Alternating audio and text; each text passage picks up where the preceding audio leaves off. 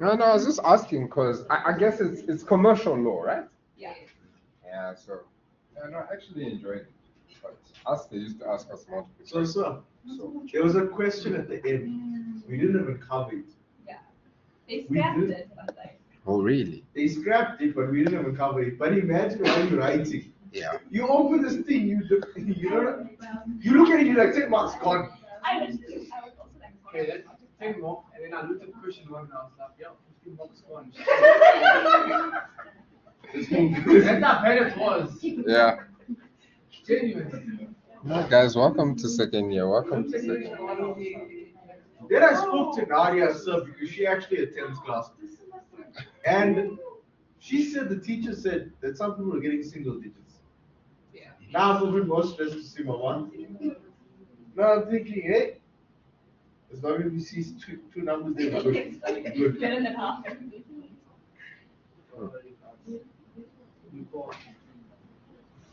What did you guys think about it?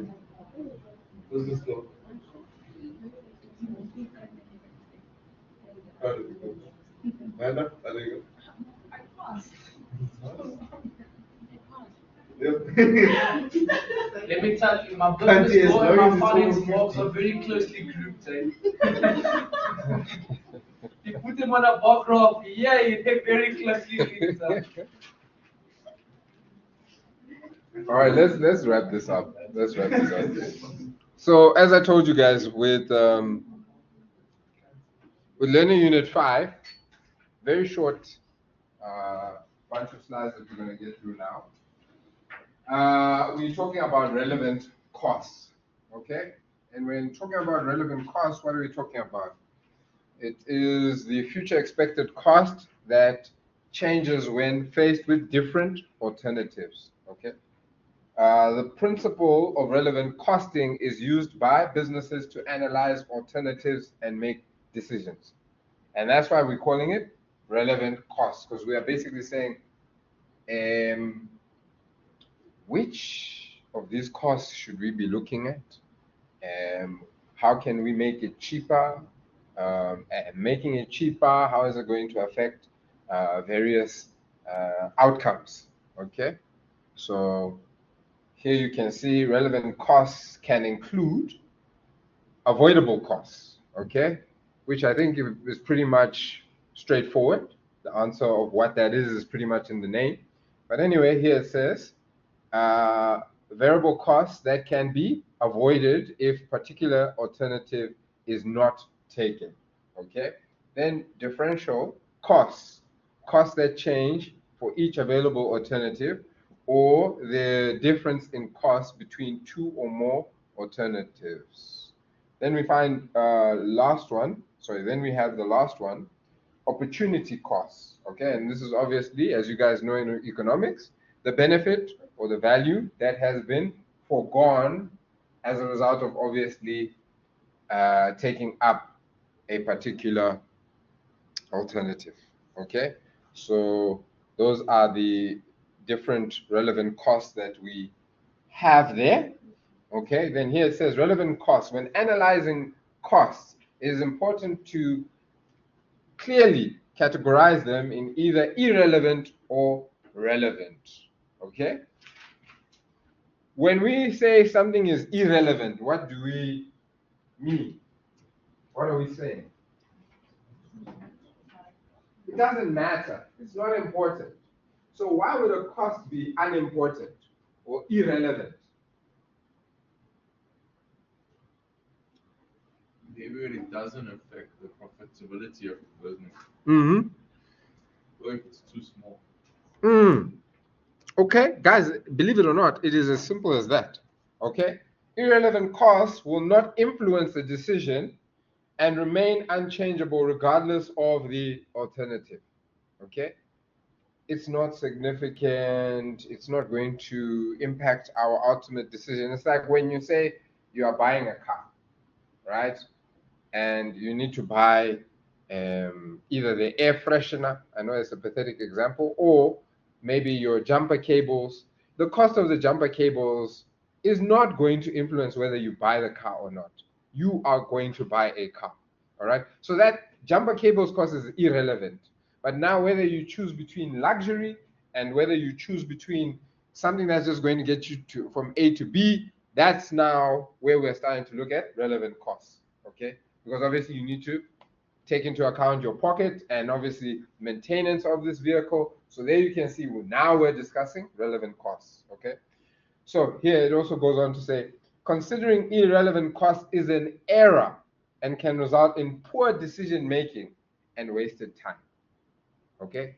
So again, I think we so adequately addressed why something would be irrelevant, but here they begin to give us some examples. Irrelevant costs include non-cash items. Now, obviously examples pertaining to business, because at the end of the day, we need to send you out into industry so you guys can go make the nice big decisions. Okay, so non-cash items. So an example is depreciation. Okay, I know you guys were playing around with depreciation this year in accounting 2A, right? Because you guys were working with assets, yeah? So I'm sure there was some depreciation involved there. Obviously, when we also did 1B together, we saw a lot of depreciation calculations, all right, in learning unit 3. Because it is a non-cash, in other words, it doesn't put money in the business, okay? It's an irrelevant cost, okay? That's something, though, which could be relevant in terms of tax deductions and so forth, okay? Another example is also sunk costs, all right? These are costs that we've already incurred. It's done and dusted. We don't cry over spilled 100%. Okay, right. Let's go on then. So here they're saying when relevant costs can be applied in decision making, relevant costing can be used in deciding on a product mix, all right, when limiting factors exist. Okay, so you guys have actually been already doing this, believe it or not. And then whether we decide to buy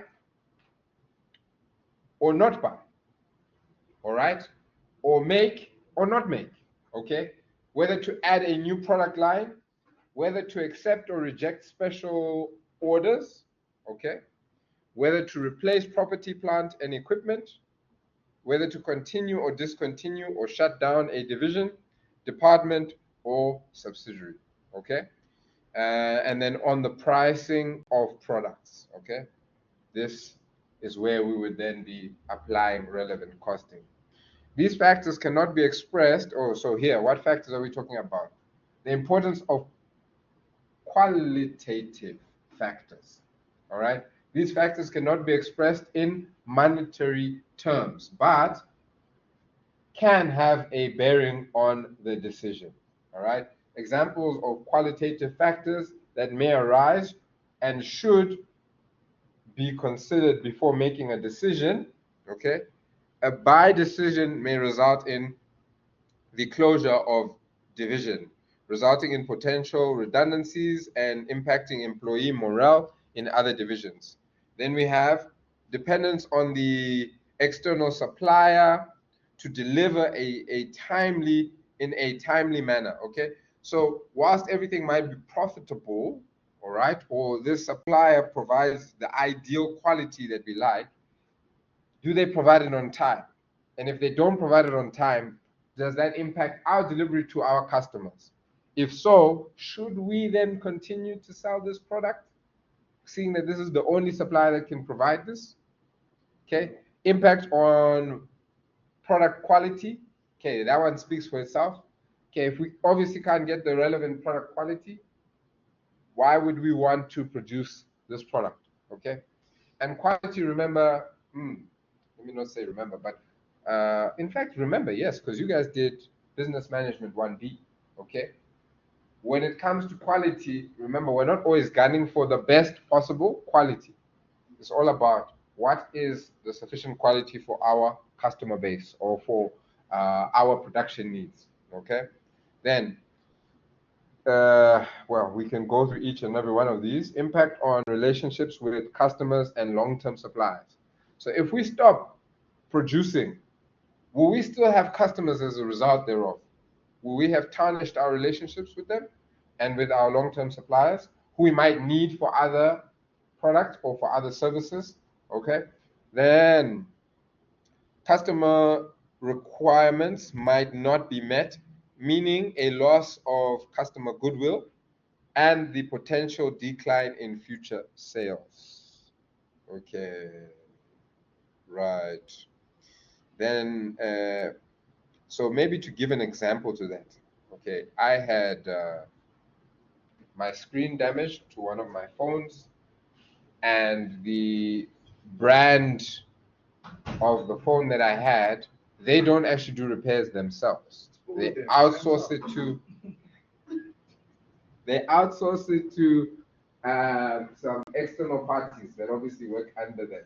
Okay, and my customer experience was horrible, absolutely horrible. Every step of the way, there was just something that was coming up. So I didn't have my phone since I think late May, all the way until I think early August or late July is when I got my phone back.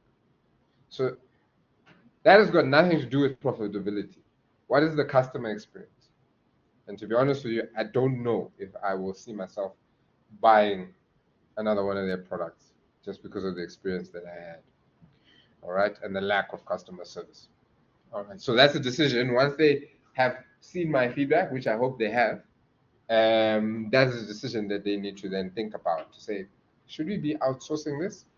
Do we have the right quality control, the right customer experience in handing this over to a third party? Should we kill this subsidiary? Those are the type of questions they could very well be asking themselves. Yes, or yeah, let's move on. If decide to make the impact of future expansion by tying up available capacity. Okay, I'm not too sure what I was trying to have there on the slide there on that bullet point. Okay, then last one, competitor economies of scale. Okay, so we need to also look at our competitors and say what are they doing and how will that impact our product mix. Okay, application of relevant costing in decision making, product mix decisions when limiting factors exist. And this is the important bit for you guys, okay, because we're going to be playing around with limiting factors in this unit. Product mix decisions are necessary when sales demand exceeds company's production capacity. We've already seen this in the exercises that we've done in Learning Unit 4. The first step is to identify which resources are limiting factors that restrict output in the short term. Okay, this is pretty much what we were discussing earlier, Nadia. 2, determine the optimal production level. To determine the optimal production level, it is necessary to calculate the contribution per limiting factor for each component or product, and then ranking the components or products in order of profitability. So we've kind of skipped some steps in between 1 and 2, but that is the ultimate end goal. Okay, so obviously in establishing the limiting factors, we're looking at what is our capacity for that factor, then establishing what is our desired output or number of units that we want to produce, therefore establishing whether we have a limiting factor or not, and then we go on to find out, okay, what is the contribution per year product, per unit, and then we then go on to say, what is the contribution per limiting factor? And once we then have that, we can then rank, okay? But I know you guys have seen all of this before, so no issues there. Make or buy decisions. So this is a little bit different from what we have done. Make or buy decisions involve determining whether it is cheaper to manufacture the product internally, all right? In other words, make the product internally or purchase the product from a third party, okay? So again, the topic we're discussing is relevant costing, okay? What is going to be the cheaper alternative? Whenever we're looking at costs as a business, we're obviously looking at what is the cheaper alternative, okay? And then we say, is it really feasible to pick that cheaper alternative? Because sometimes it's better to pay more because we know, for instance, the supplier is going to deliver on time. Does that make sense? Rather than we go the cheap route and then we don't get the delivery on time, or the quality of the product is suspect, doesn't last long enough, all right, and so on and so forth. When determining whether to continue a division, department, or product line, the following should be considered. Extent to which the product or division consumes manufacturing resources. The division or product's potential to increase demand in the long term. And then prevalence of competition. Okay, very interesting. I'm sure we can all see where or how those points would be very relevant, or if we should continue to produce something or not. Or not. Okay. Can I go back and just touch on something that I think is very relevant to these points? If you think of the iPod, remember before all our cell phones became devices that we listen to music on and watch videos on and so on and so forth. These, I'm sure, were questions that Apple was obviously asking themselves. How much resources does the iPod consume? What's the longevity of this considering where cell phones are going? And then how much competition are we obviously then going to incur? So that, I think, is just a great example of. I think the iPod was out for like a couple of years. Mm-hmm. Like 3-4 years. Sorry, say again? Before they killed it? Yeah. Yes, before they killed it. It did have a good lifespan. Good run. Yeah, good run. And I mean, it was making sales. It was. So I think they killed it a bit early to kind of also evolve their cell phones. Because, I mean, it was obvious where the market is going. But I'm sure they make a lot more money now with their Definitely. pay for music type thing. Yes. I mean, I think business is going the direction of. So I think it's like 50 rand a month, and then, I mean, if you do that over a 12-month period, Yeah. or however long the person would own the phone, for example, 3 years. 100%. I agree with you 100%. I think we are now shifting from hardware to software. You know, now it's about the apps and subscriptions. What subscriptions can we get from you? Even Uber has a subscription now, which I think is well overdue, actually, when I think about it. And I think Takealot also introduced a subscription just to counter Amazon. Yes. They launched, like, Amazon launched the day after they announced a new approach. I recently ordered something off of Takealot, and I was surprised that they delivered to me on the weekend. I don't know if that's always been a thing, but I've never gotten. It's always been a thing. I never had a delivery on the weekend. Maybe I was just ordering, you know. But anyway, but they are making intentional moves because they know that obviously it's going to get more difficult to operate with Amazon coming in with their years of experience, their size. It's it's going to be interesting how Takealot takes on that challenge. Has anybody ordered from Amazon? No. No. I've ordered on Amazon, but prior to them coming into it. Oh. Did it come? Yeah, the stuff was delivered. It takes a while. It took a while because obviously I was getting it from America and things like that. Yeah. I don't think as long as 60 days, maybe about. It's probably like 3 weeks. Yeah, they're about 15 days, working days, that type of thing. 20, not more than 20. Yeah, it wasn't bad. It wasn't bad. But it was things like charger. I think. Did I order a cell phone? I think I may have ordered a cell phone. So it was one of those people that ordered an iPhone on Amazon.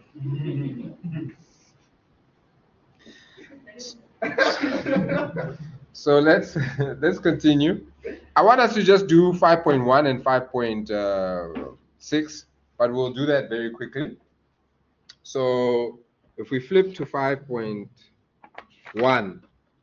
and we go to the required, they say there, you'll see this is more of a recap than anything.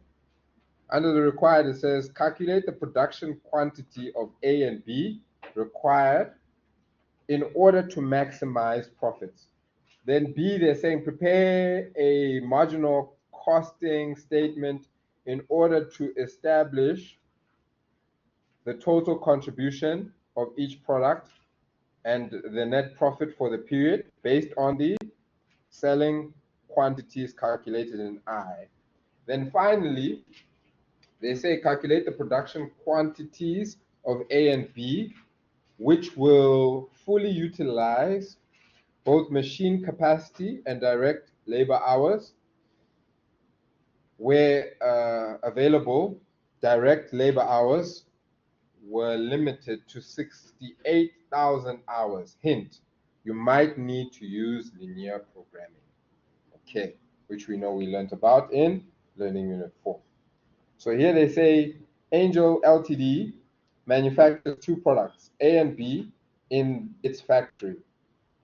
Production capacity is limited to 106,000 hours, sorry, machine hours, okay? There is no restriction on the number of direct labor hours that can be worked, okay? The following budgeted information has been provided by management. Okay, so there we have demand, we have the selling price, variable costs, fixed costs per unit, we have the manufacturing hours per 1,000 units, and the direct labor hours per 1,000 units. All right. So first things first, they want us to calculate the production quantities of A and B required in order to maximize profits. Okay? So again, we go back to our steps. We know we need to establish our limiting factors. Okay? So here they only told us that machine hours, all right, is 106,000. Okay? So we then say, okay, how many machine hours is needed for product A? How many machine hours is needed for product A? We have, well, firstly, we need to ask ourselves to produce 1 unit. To produce 1 unit of A, how many machine hours do we require? Let's do this here. 200 for 1,000 units, isn't it? So we need to divide that. It gives us what? Okay, so here we're obviously then going to say, oh, that's actually the calculation we needed to do here. 200 divided by 1,000. Okay, and there we go. So 0.2 hours per unit. Okay, so 0.2 times the number of units that we want to produce for A, which is the 393,750. Okay, so how many machine hours is that? So we need 78,750 for A. We do the same thing for B. For B, we are saying 340 hours divided by 1,000 units then tells us that we have 0.34 hours per unit. We need 0.34 machine hours to produce 1 unit of B. So then we say, okay, cool. But how many machine hours do we actually need to produce all the units we want to produce, which is 168,750 for B? Sorry. which is then obviously 57,375 machine hours. Okay. So now to get the total number of machine hours that we need, we obviously add those two, and that's how we're getting this 136,125. Okay. Then, like we know, the next step is we then have to ask ourselves, okay, is this more than the machine hours that we have available or less than? Do we have sufficient machine hours to produce everything? We don't. We don't, because again, here we said we only have 106. So because we have a limiting factor, we then have to say, okay, which one then should we produce? Which one is going to be the most profitable to produce? That's our guiding light. So the next step is we then say, okay, cool. Calculate our contribution margin. And I know you guys know how to do this because it's sales minus your variable cost. So I've done that for you guys. So your sales of A is 14 Rand per unit minus your variable cost per unit, which is 7 Rand 80. And we're obviously getting the 620. Okay, and we do the same thing for B, and that's how we're getting there, 880. Everybody happy?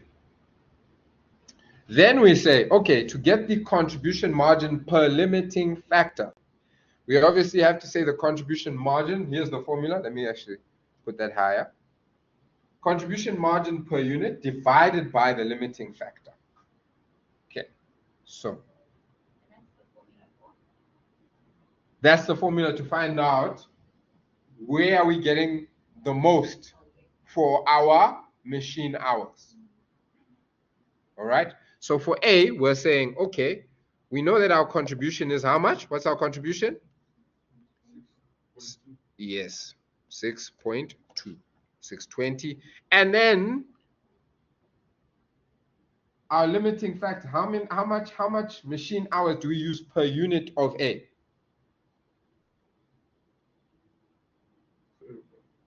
0.2. It's right here actually. Can you see that? 0.2. So divided by 0.2. And voila, we get 31. Okay, so for A, we get 31. Then for B, we do the exact same thing. We say, okay, 8.8 divided by how much of machine hours do we use to produce 1 unit of B? 0.32. 0.34, 100%. Okay, so here you can see you can even round this off to 26 if you want to. Won't make a difference. Okay, I think in your books though they kept it at 25, but let me just round it off. It won't make a difference anyway. So which product are we going to ensure that we produce the most of? A. Why A? The contribution margin is higher. All right, we get the most bang for our buck. Okay, so we then say, okay, cool. How many units of A did we plan to make, or did we need to make, or how many hours did we need to produce all of A? It was this, yes, 78,750. Okay, so we say, okay, cool. Whatever we have left, we can give to B. Okay, so here you can see the calculation there. Pick the light blue to highlight that. Here we're calculating what do we have left to give to B. So here, machine hours, you see A, we have used the whole 78,750 for A. And we only have 27,250 left for B. Okay, so here you can see the steps. We then move on to say what is then available. Okay, we have 27. All right. So here they just calculate in units how many units you will then be producing of A, which is obviously, we said we are producing all the hours required for A, which is then obviously all the units that we planned or budgeted to make of A. Does that make sense? So there you don't need to actually do the calculation. Whereas with B, we're saying we only have, let me use yellow, we only have 27,250 left machine hours. So we need to actually calculate how many units we would then get. Okay, they have obviously put that in there for you, but we say 27,250. So you guys can get this because obviously in the test exam you will need to work it out. And then we say this number of hours, machine hours, all right, let me just put hours there on the end, divided by the number of machine hours needed to make 1 unit of B, which we established to be 0.34. And is it giving you that 80,147? It should. It should. Are we rounding up or down in this case, or is that specific? Like, it's not like how, I think it was break even, you always round up to like zero. Yes. Can't go down. Yeah, we also doing that. That is a very good question. Let me calculate and then just It's to 0.5. see. That's what I know it stays 7. I'm just meaning like if it was like, for example. So here, yeah. You're asking a brilliant question, and I want us all in on this one. What do you guys think? I'll tell you why this is very, very relevant. And I love the fact that you brought up break even. Remember, break even, we always used to round up. I say you would round up with units. Yes? So that if you round down, you would have one less unit. Okay, then. Okay, then. No. So I'm just putting our decimals here. This is what I'm getting because my calculator is, I think, 5 or 6 decimals. So let me put that up so everybody can see it. So this is what we're asking. Remember, we're asking now, should we round up or should we round down? Because we know for break even, we don't get 0.5 of a product, isn't it? We either have a whole product or we don't. We either have a whole unit or we don't, isn't it? So, But isn't it subjective because it's 0.05? What happens if it was 0.5, 0.6? Yeah. it's still the same. We never have a portion of a whole product. It's either we have a whole product or we don't. Because remember, we're talking about units, isn't it? So you guys, let's vote. Those who say we round up, can I see your hand? Nadia, put up your hands up. Is your hand up, Nadia? Yeah. Okay. Those who say we round down, let I'm me see your hand. Nadia. 1, 2. What's your down? Round down. Well done to the guys who say round down. Round down. Mm-hmm. Nadia. But then what happens to the surplus? Nadia. Here's the reason why I say round down. We have limited resources. Can you see the context has changed? With break even, we're saying, how many do we need to produce in order to make sure we don't make a loss? So we can't round down with break even, because that's when we are definitely not going to meet our expenses. But with this, we're saying we have limited machine hours. Can you see that? And we all agree you cannot have 0.05 or 0.5 of a product. So our hours will not allow us to actually produce a full unit. Does that make sense? So we obviously have to round down. You're happy? Does it make sense? Okay, so it's just the context that has changed. Ish. Nadia will get it next time. So with this, remember, we're saying we have limiting factors. We don't have unlimited machine hours that we can use to produce our products. So if we are saying it takes us 0.34 hours, machine hours, to produce 1 unit of product B, we're basically saying, okay, cool. Based on the time, because we only have 27,250 50 hours, machine hours. So we don't have more time to produce a whole unit. Makes sense? Cool. Right. Thank you for that question. So here I've just finished it off because I knew we would be chasing for time. So here you can see they asked us in the second bit of the question to do your marginal cost statement. So we now have established how many units we're going to produce of each. So we can do exactly that. Contribution margin per unit for A and B times the sales volume or the number of units gives you your total contribution margin. You add those two together. You then now need to bring in your fixed costs because obviously we know we've already accounted for our variable costs via our contribution margin. And then we get our profit that we would have realized for the product mix. But now we then say, okay, the second bit, they actually want you to utilize, in fact, they've switched the question. Because remember, at the beginning, we only had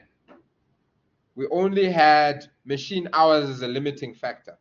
They told us machine hours, you have 106,000. Okay? Let me just quickly write this here.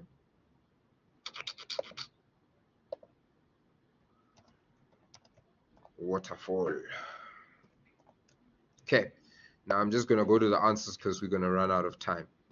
But then in the second one, they then also make you assess whether direct labor hours is a limiting factor or not. Okay? And you will see that it actually is a limiting factor when you do the calculations. Okay? The same way we've been doing the calculations in exercise 4.5 and other exercises, and the same way we've been checking if it's a limiting factor here. Okay, so we then now have two constraints. We have your machine hours, okay, and then we obviously also have your direct labor hours. They've capped us at 68,000, okay, and you know that this is only limited to the third part because they only introduced that 68,000 in that third part. So now we have our simultaneous equations. And then again, what we want to do is, you can choose either or, but you need to make one of these the subject of the formula, A or B, okay? So in this case, we chose to make B the subject of the formula, okay? So there, when we make B the subject of the formula, we then have these two equations. Let me shift it up higher. These two equations, okay? I can actually label this 1 and 2.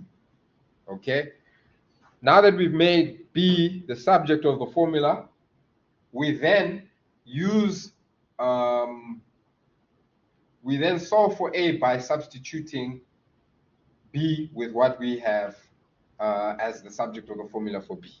Okay, and this is what you will then get.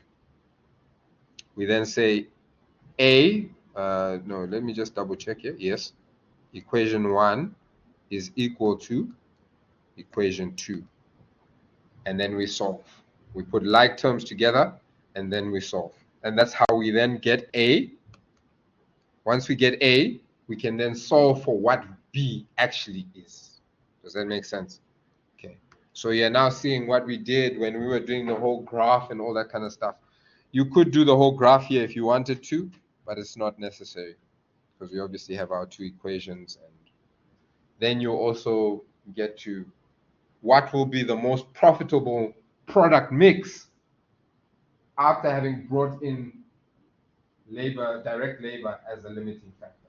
Because now that you have more than one limiting factor, your most profitable product mix is going to change. Does that make sense? Okay. Right. Ladies and gentlemen, we are almost done. Almost done.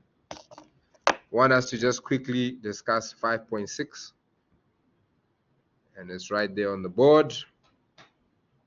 Here, all that they're speaking to in 5.6 is the assumptions that are made when using relevant costing. Number one, before people fall asleep on me, cost behavior patterns are known.